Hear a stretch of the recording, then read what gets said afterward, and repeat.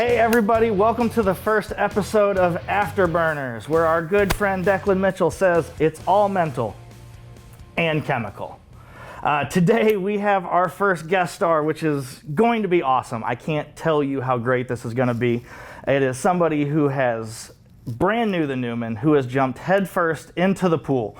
Now, whether that pool is filled with water will be up to him probably at the end of this, but we'll let him discuss that. Please welcome our new athletic director, Kenyon Spears. Thank you, Josh. Excited to be here. This has been a day that's been on my calendar. We'll see how it goes, but the first thing as I've shared with you is I'm not big into doing hot, but I'm also a team player. And so we're going to make this easy. We're 10 chicken wings. They get hotter. 10 questions. Sounds good. All right. We're going to start with the first one here.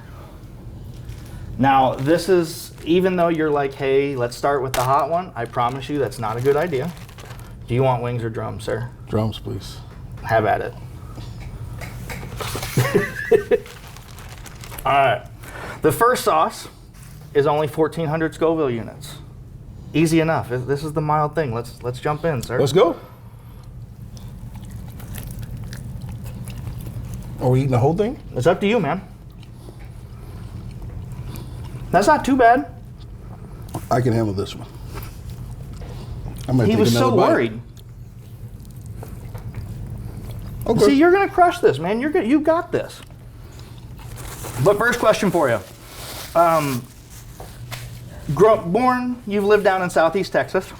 Can you talk about what it was like for you growing up in Southeast Texas, going to Hardin Jefferson High School, graduating? And can you kind of tell us like the difference that you see from you getting, growing up to what it looks like now growing up for young men and women? Yeah, obviously you did some good research. I grew up in a small town of 400 people. It's called Nome, Texas, Nome. And then in middle school, I moved to China, Texas, which is 5 miles up the road, to a booming metropolis of about 1,200 people. So, life for me growing up was great. I enjoyed all the activities that I participated in. The difference between now and then was we knew when to come home. When the street light came on, you better hightail it to your house. And now it's like you get a text or you get a phone call.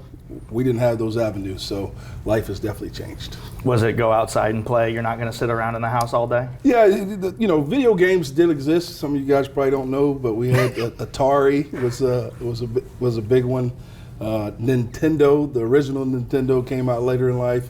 But you got real creative. We whatever season it was for the sport, that's the sport we played in our community. And we would cut tree branches down to shave them to make bats. We would just get real creative to figure out how to entertain ourselves.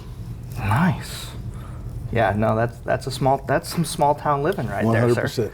You knew everybody from one end of the neighborhood to the other. Yeah, it really was 3 streets, kind of what our town is, and pretty much everybody was related to each other on your grandma or grandpa's side or mom and dad's side, and not every day was peachy, but we figured it out.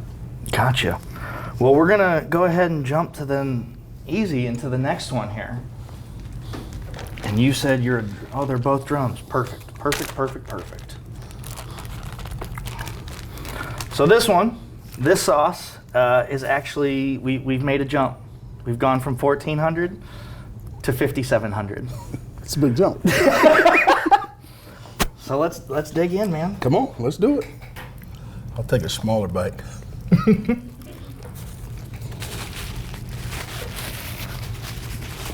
That one's got a little kick already. Tongue's already tingling, so yeah. All right, so question. Take a sip of it. Question 2 here for you. So you That's attended. A big jump. That's a big jump. You attended Lamar University, getting your degree in communication, and that was 2001. Yeah. But you played basketball for 4 years, right? Yep. You led your Lamar Cardinals to the Southland Conference tourney. You took them to the championship and won that. Took you to the trip to the NCAA tournament. What's it like playing on that big of a stage against somebody, especially like Coach K's Duke? You know, that was a fun time. We actually went into the tournament, I believe, the 7th seed, and had to play the team that beat us 2 weeks prior by like almost 40 points. And so we were able to concoct a plan and went on their home floor to go into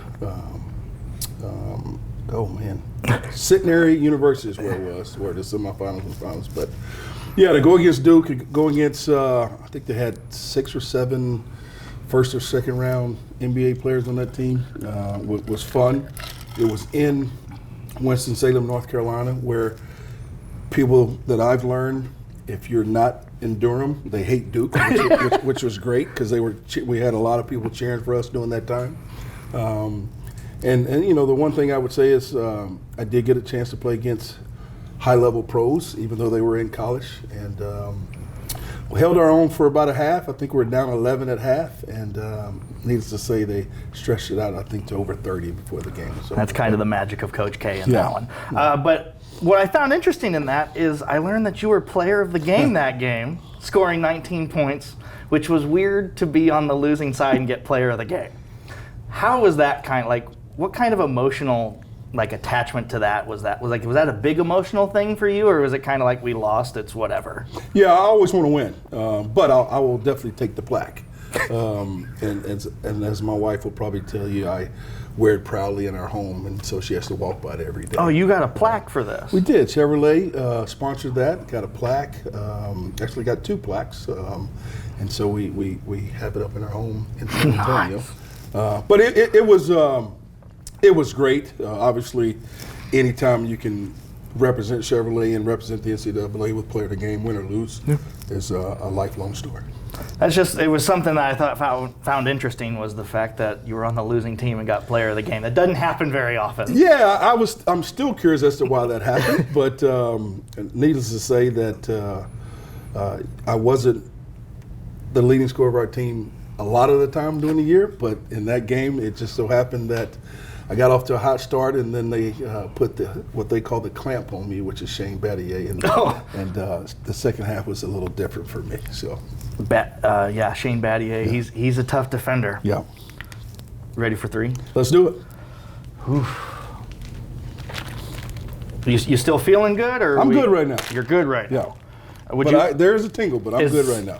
Are we going to get to the point where you just want me to stop telling you the numbers, or you want me to tell you what this one is? Or you just No, please share. We're tripling at least the 5,700. We're jumping to 18,000 here. Okay, let's do it. Let's do it. I'll wait.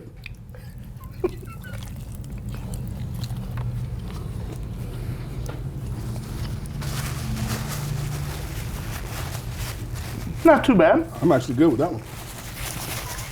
We'll see in a little bit, though. You give it a little time. Oh, I think I'm good. So your coaching career quickly took off after college. You joined Lamar from 2002 to 2005. You've been at coaching staffs for Wagner College, Brown University, the University of New Orleans, LIU Brooklyn, and the University of Incarnate Word. Yeah. What's the appeal of coaching at a high level of basketball? What's the appeal for you in coaching? Well, it really kind of all started for me probably day 2 out of being born. My aunt, Nancy Hebert, her daughter and son were great mentors to me. They took me underneath their wing when they were in middle school. My cousin Nikki, her daughter, taught me basketball literally since I was 2 years old, all the way till high school. She's I call her my coach and my mentor. But I've always grown up around the game, been around the game, and that's my way of repaying the favor for someone doing this to me. I love to see student athletes grow. They come in as a little skinny freshman thinking they know everything, right? And then they quickly realize life is different at a different level. But just see that maturation of the growth on and off the floor is the biggest thing that makes me smile. Get them to the seniors when they then think, again, they know everything. Well, yeah, the one story I'll share is I always share with our student athletes, and I've shared it here at Newman, is, a lot of our student athletes have a card they usually swipe in the cafeteria, right? There's a magnetic strip on the back. And usually when you swipe it, there has to be something that takes away from that swipe. Well, in life, if you swipe it and there's nothing in there, like, it doesn't work. Right. So I tell them, be happy about that swipe, because when you graduate and you move into real life, like, you're gonna have to put in the same amount of energy, same amount of effort, same amount of time in. So there is something on that swipe that you can use to eat or make purchases. So they quickly understand that. Don't complain about the calf, because it's a privilege to be able to have those swipes. I get that. So. Any special memory of coaching that stands out to you, like in coaching in a game? Ones that you can say on camera. Mike Dean didn't recruit me to Lamar University. Coach Gray Giovanni did, and I will be indebted to him for life. But Mike Dean came into at Lamar my junior year, and he's a New Yorker, and New Yorkers are very outspoken, and when you come to Texas and you bring that New York flair to you, sometimes that don't always go great. So his tone and his language took a little while for people to get used to, and as you said, some things I can't say on camera, but he wasn't quiet with his words. So I get it. And sometimes, I think about those stories like of Coach Knight, where people are like, I can't believe he said it, but then you have his players that would go to the end of the world for that, man. And it's the same with Mike Dean. Like, he is I wouldn't say he's a Bob Knight disciple, but I would say they grew up in the same eras and have kind of the same approach. And while you're in it, it can be very tough and difficult. But I would say when student athletes leave or graduate, they appreciate the tough love. Yeah, totally get it. Yeah. Moving on to number 4, sir. You doing all right? We're going to 5, right? That's it. You're going to 5? No, I think you're right now. You're doing so good. You're going to make 10 in record time. We'll see. So number 4, we're just doubling a little more than doubling. We're going to 27,000. 27,000 heat units. He'll be fine. I promise he'll be fine. We'll see. Let's do it. Yes, sir.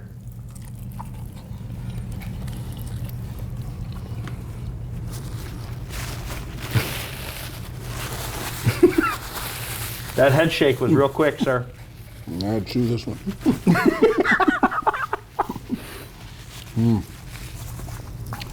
I can feel that one. You can. Yeah, I got a drink. Is that something you'd put on your food anyway, or?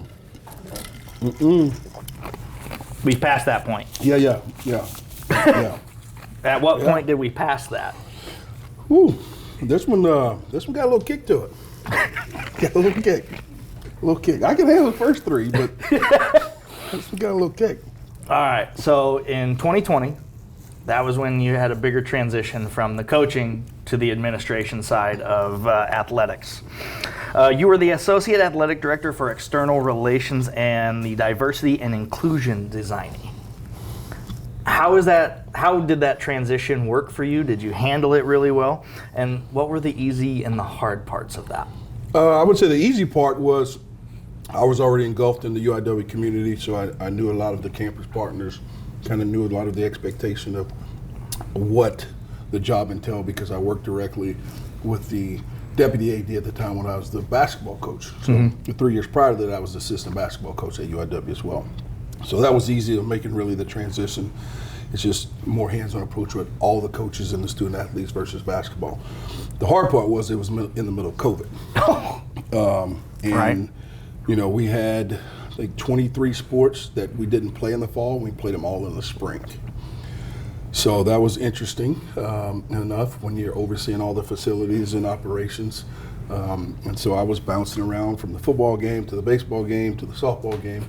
We had some, and I was the person that oversaw all the restrictions on COVID. So you had to wear a mask outside. Well, if you're having people from different states with different rules, there could be some conflict. And needless to say, there was. But we worked through it, and I learned a lot in a very short amount of time. I appreciate the trust of Richard Duran and UIW to put that on my plate and work from there. So. Do you miss being on the sideline coaching? No, I don't. And people ask me that all the time. They really do. I feel like I'm still a coach, and just in a different title, different role. But needless to say, I get my fix. I'll walk into practice and talk to coaches, talk to the student athletes. Probably watch a little film, and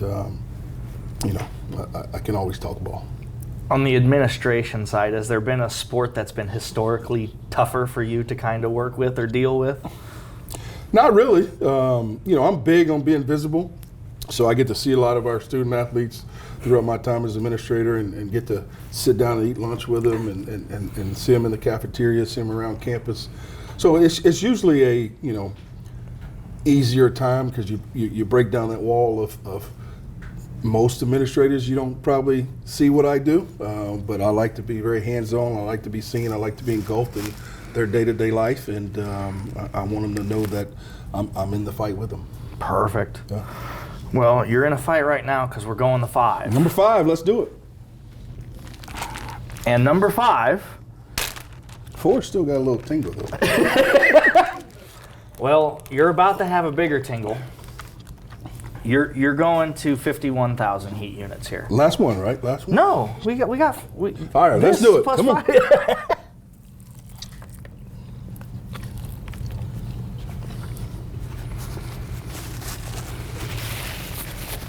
Oh, I think 4 was tougher than 5, but we'll see. We'll see in a second. I'm good. So when you were at Incarnate Word, you were promoting quality initiatives. Yeah. One of those was As One We Will. Can you talk more about what that was, and then kind of what do you think is part of one of the biggest pieces in solving inequality pieces or parts in athletics?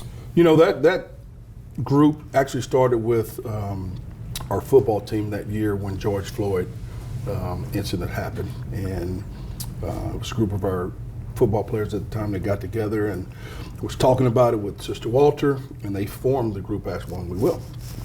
My role in that was to help them to continue to grow and then help them become an actual chartered group for campus to where they could receive funding and be able to do other initiatives throughout their time. And we got to that. They were appreciative of that. One of the big pieces that came out of that is the president at the time became part of the board of trustees. And so he was able to sit into all those meetings, have a voice at the table. They were able to change some curriculum at UIW with a lot of other initiatives that are going on. We had our first ever Juneteenth during that time as well. And so I know that group has definitely grown. Gerald Bowie was the next president, former football player as well, that took over after the first president stayed, and they're continuing to do great things in the community. And so, when we talk about inequality in sports, where do you see that? Where do you see that mostly right now? Yeah, it's tough, especially in this NIL era where the bulk of the NIL is going towards football and men's basketball. Some would say, well, they're the money makers of college athletics, and to some extent that is true. But at the end of the day, we're all human beings. We all should be treated the same and treated equally. And hopefully, with the government, the NCAA, and who else gets involved, they can figure some things out to spread the wealth more within the pie and get those numbers closer than what they are. And obviously there's a lot of voices in that conversation to try to find ways to appease everybody. Yeah, complicated. and that's the tough part is one, do you have the right voices, right? And then two, how much of the voices are sharing with institutions. And look, let's call it what it is. The Power 4 schools run the show. Yep. I think everybody knows that. Yep. And so their voice has a lot more bang behind it than others. Yeah, I get that. Yeah. All right. Where are we at? We're at 6 now, right? Yeah, five was good. I feel it even harder on the tongue. Like there's no way that you're not feeling. Four was the one for me. Like that five, I'm okay with. Oh, you gave me a big one this time, huh?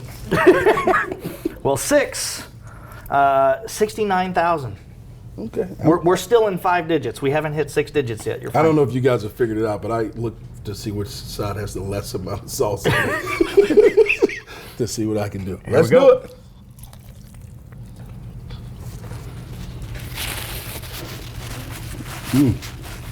Tastes just like Christmas morning, doesn't it? This one's more like number 4. So that means you like this one. How's it? How's it feeling? You're chewing. If I chew a lot, that's not good. Yeah, I was about to say you're chewing awfully a lot. Okay, we'll be all right. All right. So if I shed a tear, don't laugh. So you were a rather large influence in bringing high-level sporting events to UIW, like a FCS playoff game, the 2022 NCAA West Regional Fencing Championship. You were also helpful in being part of the lead host for, 2025 NCAA tournament? Yeah. So we've been fortunate. Our football team has really taken off at UIW, and so they've done very well. And the reward of that was to be able to bid to host a home football game, and we won the bid. So that's how we were able to do that. And a lot of hands are involved in that to present that bid to the FCS committee to host that. Fencing championship kind of rotates every year with the MPSF. To learn about fencing was a joy in itself. Like the student athletes were really, really helpful for me. And again, like I've shared with our student athletes here, I love to travel with the student athletes to see them outside of their element and being around and having a good time. And so to do that and learn about fencing was great. Coach Moreau was great as well. But to host it, like it was a big deal. It's never been hosted at UIW at the time, and take a little break. Yeah, we were able to host it. You know, we had I think Air Force and Stanford and I think it was UC San Diego and a couple other schools that were there, and you know we held our own. We've had some NCAA championship qualifiers and different things, and you know, fencing in the San Antonio area has grown, and it's been a good partnership with the city down there. Perfect. What does it take? Like, what's the effort level? How many people have to be involved to make those things run as smoothly as possible? The football championship requires everyone in the athletic department, all hands on deck from the time you win the bid till you get to the game day, and then even after the game day to make sure everything goes well. A lot of things with partnerships in the city for hosting the visiting teams and their fans, their band. You know, you have to control all of those things. So when they figure out who you're playing, it's all set up for them because it's a very quick turnaround. The Final Four is a whole different monster. You know, that requires, we're just one of the host schools. UTSA is the other host school that took part in that, but that is a campus-wide investment for both campuses, along with San Antonio Sports and a lot of different entities within the city to make that work. The mayor plays a big role. I mean, it's huge. Obviously, it's a great impact for the city to have that, and San Antonio's hosted a lot of Final Fours, so hopefully that will continue to happen. Yeah. My student leaders hear me talk about collaborative efforts a lot. Yeah. How important is collaboration in those, and like what are the confrontations? What are the struggles of dealing with, you know, trying to make sure everybody's happy in that? Yeah, the collaboration part, like, it doesn't exist without collaboration, in all honesty. Like any of those, the FCS championship, fencing championship, or Final Four. And the Final Four is like you start those meetings in September for a tournament that happens in March. And like they have the blueprint down pretty well, but like you got people all over the world that are on these calls or in these meetings, and if you don't have your stuff done and turned in on time, that creates major conflict because there is timelines and deadlines that you have to meet in order for other people to do their job. So while it's not perfect, I would say, man, they got it down packed to a T that makes sure, hey, we stand on track and doing the right things. And obviously, I think with probably the NCAA, it's probably like you're meeting our standards. It's not them meeting yours. Yeah. It's more of whoever the host schools are, you're listening. Right? you really are. And then you take the orders and you put them into work. Yep. So, it's amazing to see how that worked. And then in 2018, no, what was it? Maybe 2020. The whole women's tournament was moved to San Antonio during COVID. Yeah. And so instead of having 3 games, you had the whole tournament there. And while I didn't have as much hands-on with that, UIW was the host school, and Amanda Polito and Angela Lawson were the 2 leads for UIW at the time, and blew it out of the water. Awesome. Well, speaking of the Final Four, that's at least round 1. We're on. We got 3 more to go, sir. Let's do it. I'm good right now. You're good right now? Yeah. I was a little worried, but I'm good right now.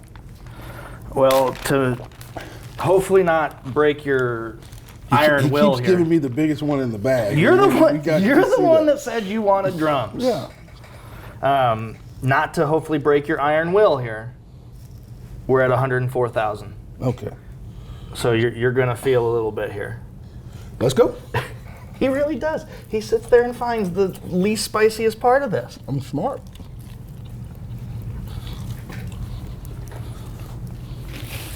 My wife might say you cheat at this. I can only eat what you give me.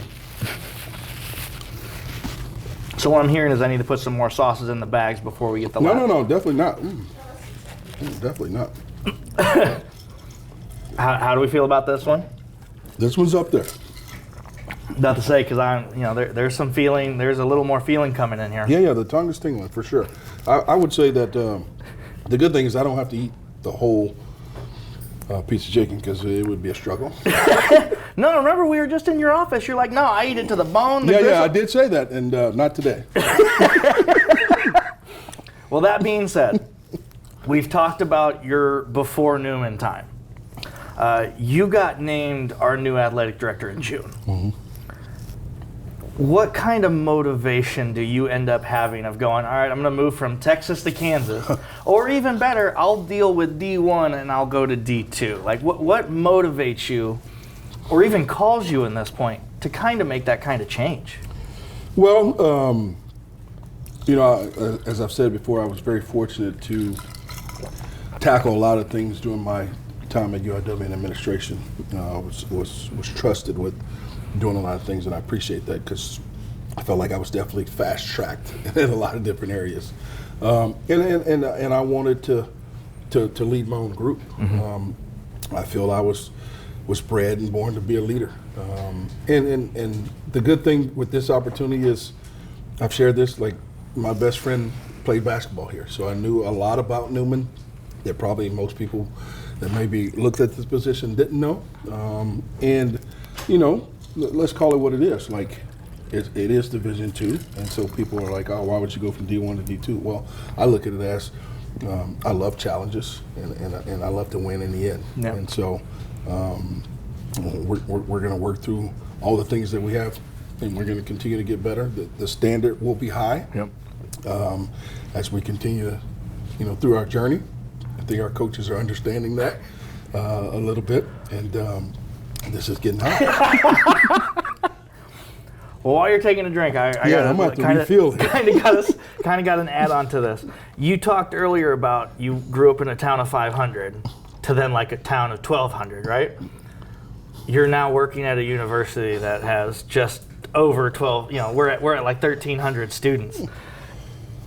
What's the difference for you in that, right? I mean, larger school, and you've made it from a larger school to a way smaller one where walk from one end of the campus to the farthest corner to the farthest corner takes less than 10 minutes. Visibility-wise, that's very, very, I feel, maybe different for you. Is there anything different for you in that? If you really dissected it, like this campus is probably the third largest campus that I've actually been on. I would say Lamar University and Brown were definitely bigger, but UIW, Wagner, LIU Brooklyn, and New Orleans it was bigger as well. But those campuses, definitely LIU Brooklyn was smaller. Wagner was smaller, and UIW was definitely comparable. So it's really not that big of a change for me.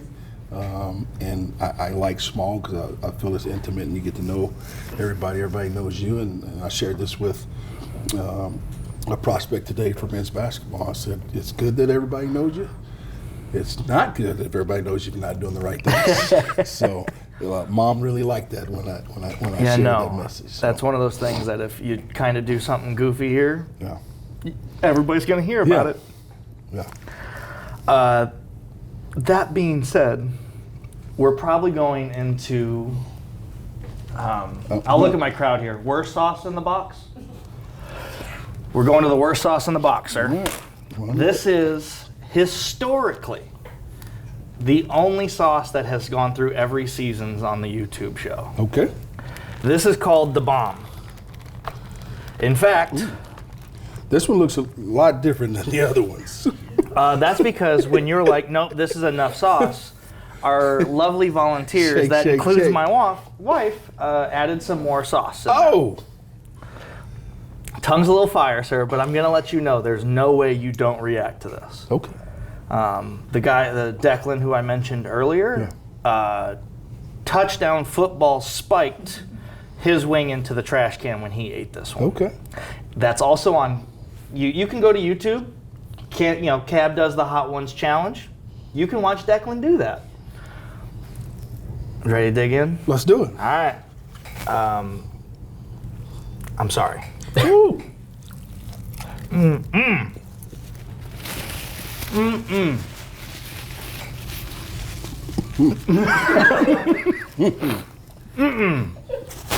No, the correct phrasing is Oh my. Oh my.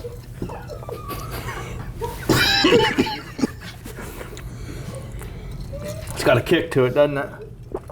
That one's real. That one's. Can you describe the way that one tastes? Wow. So, my brothers has said it tasted like a mouthful of nickels. Ryan Reynolds says it tastes like rusty razors. Some people have even said it tastes like eating battery acid. I need a drink.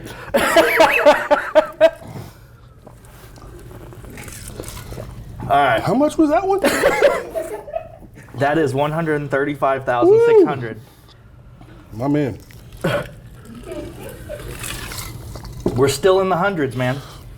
I can look at that one and tell the difference of the other ones. This one's real. So you've talked about family. Woo! You've talked about family a lot.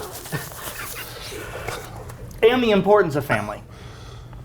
Can you talk about your family in the role? Why are you talking so slow? Woo! Can you talk about the way your family's played a role? Like, you probably had to sacrifice a lot.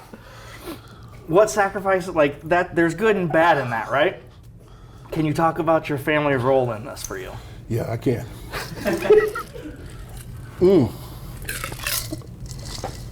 Look. Oh my. My family still sacrificed for the greater good of our family. My wife, who I actually went to high school with and college with, and never said two words to each other in 6 years of really knowing each other. My goodness.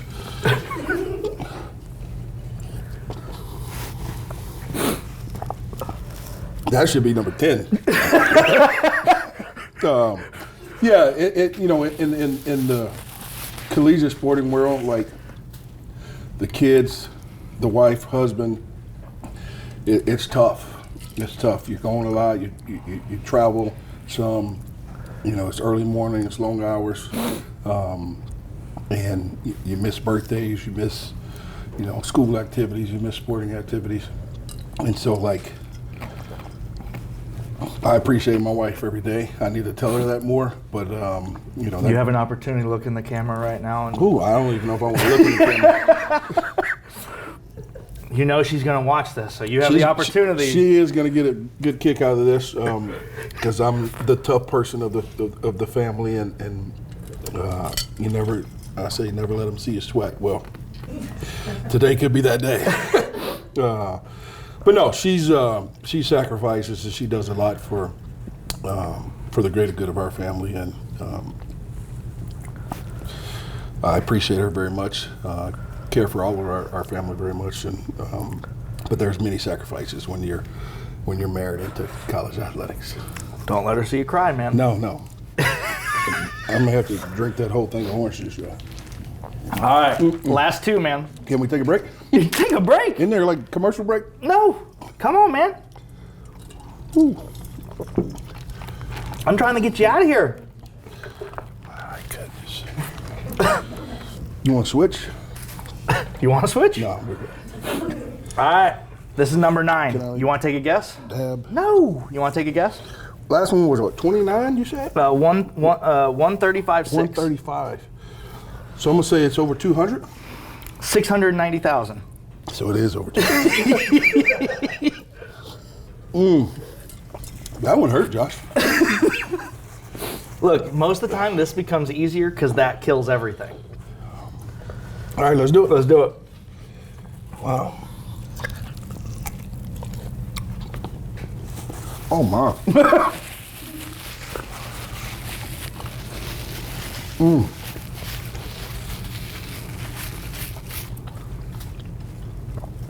My oldest daughter's going to get a kick out of this.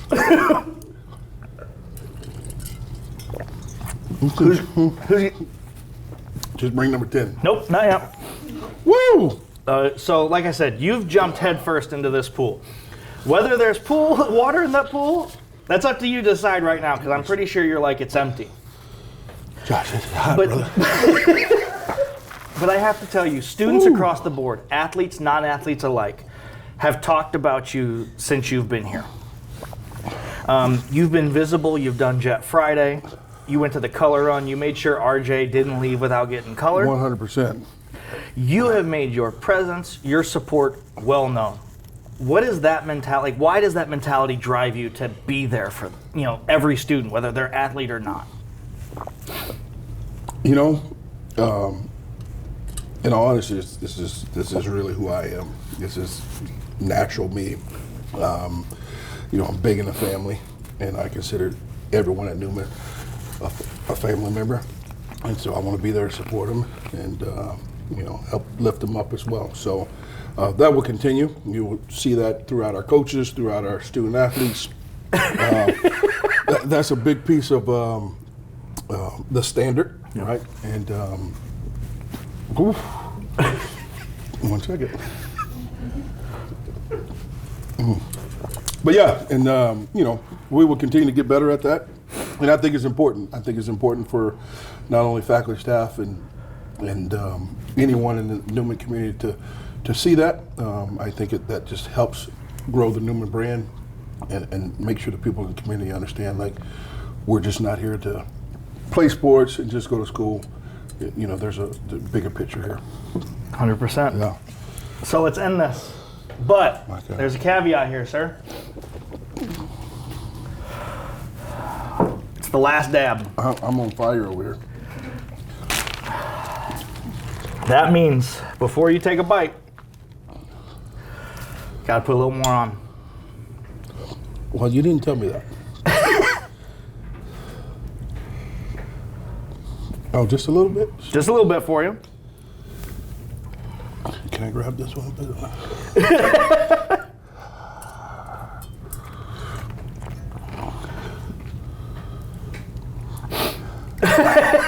91%, what is that, Pepper X, I think it says? I don't know.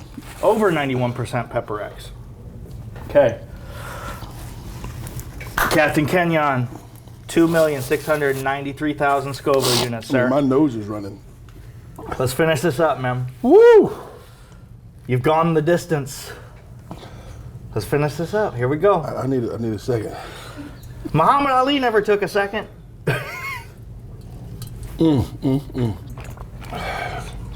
Let's do it. Let's do it.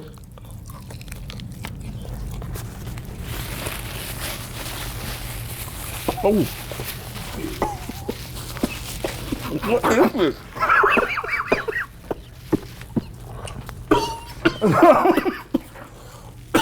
Wow.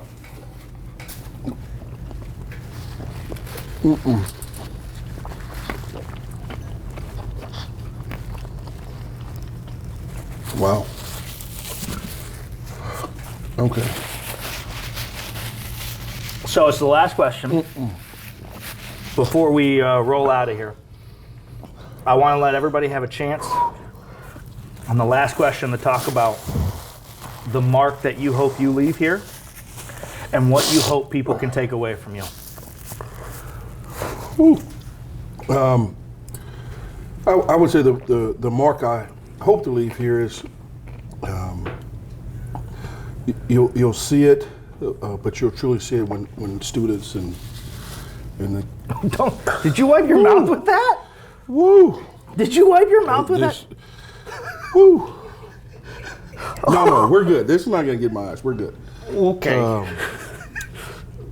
Yeah, the mark I hope to leave is students enjoying their time here and wanting to come back, as they grow into their lives, and then ultimately be able to come back and tell their story and give back to the university. So that's when you truly know you've done a good job and have shared a great time in the growth of student athletes. Tell you what, man, you made it 10 rounds. I appreciate it. I've enjoyed it. It would be very tough to do it again. But thank you. Kenyon Spears, thank you so much for doing this with us today. You made it through. We look forward to seeing you throughout the year through many guest stars. If you have any idea or thoughts of who you'd like to see up here, please let us know. But this is Kenyon Spears, 10 rounds after Afterburners. Like Declan says, it's all mental and chemical.